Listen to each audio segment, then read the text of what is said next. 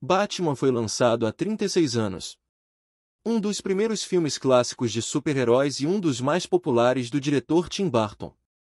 A história de como chegou às telonas fará você dançar com o diabo sob o luar pálido. Após o enorme sucesso de Superman em 1978, a Warner Bros. Voltou-se para sua outra grande propriedade. O co-roteirista de Superman, Tom Mankiewicz, foi contratado para escrever a origem do Batman. Robin apareceu e os vilões foram o Coringa e o Pinguim. Após o sucesso com Superman, a WB conversou com Richard Donner sobre a direção. Ele queria Mel Gibson como Batman. A primeira ideia era fazer um filme de comédia e ação, e Ivan Reitman e Joe Dante foram considerados diretores.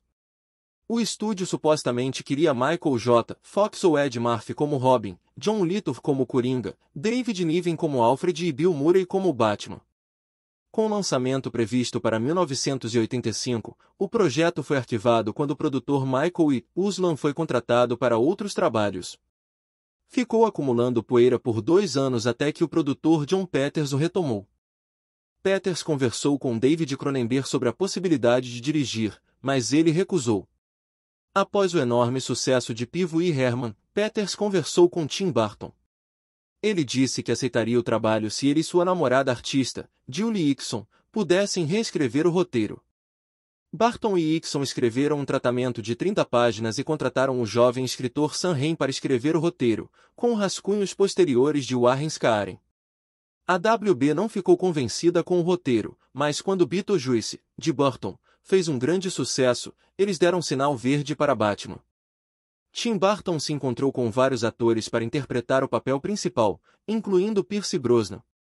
Tendo acabado de trabalhar com ele em Beetlejuice, porém, Burton só queria Michael Keaton.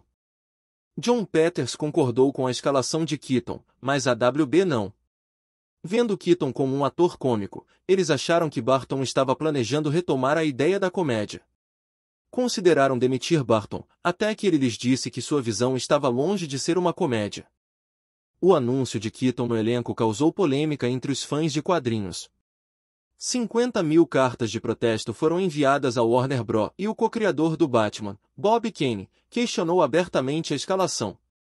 Este é Keaton quando Batman ganhou um prêmio People's Choice Award. Adam West interpretou o Batman na década de 1960 e também expressou seu descontentamento.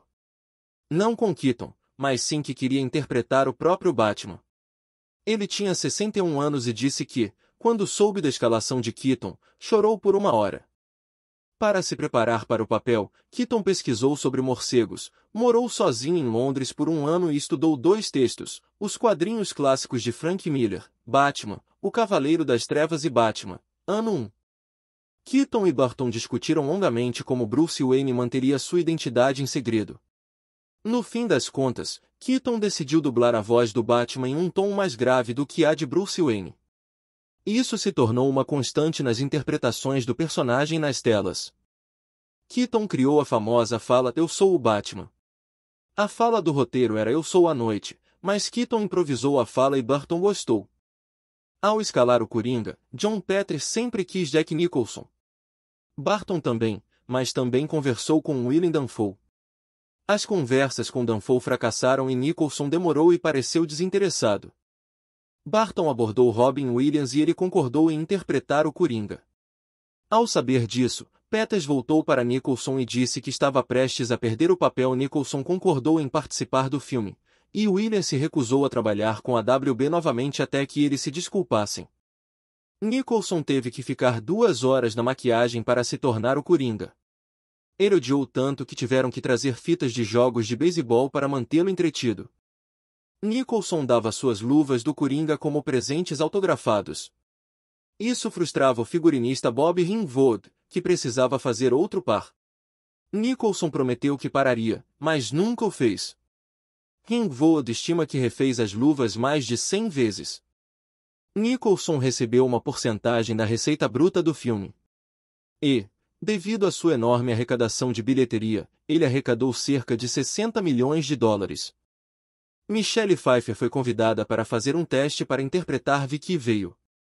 Ela estava namorando Michael Keaton na época, então recusou. Ela retornou para a sequência, é claro, como Mulher-Gato.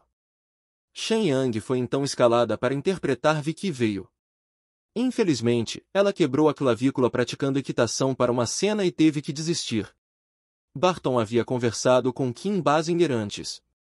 Ela recebeu uma ligação de emergência uma semana antes das filmagens e aceitou o papel. Don Johnson, Dale Midkiff, William Peterson e Ray Liotta foram considerados para o papel de Harvey Dent.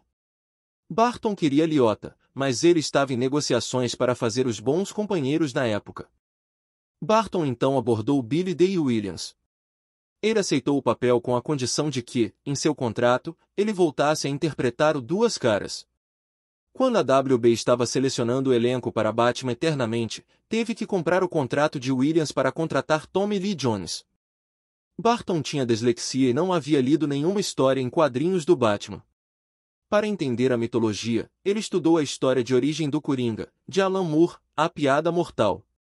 Barton disse que era a única história em quadrinhos que não era afetada por sua dislexia. Barton faz uma ponta no filme. Ele interpreta um dos capangas do Coringa. O nome do Coringa é revelado como Jack Napier.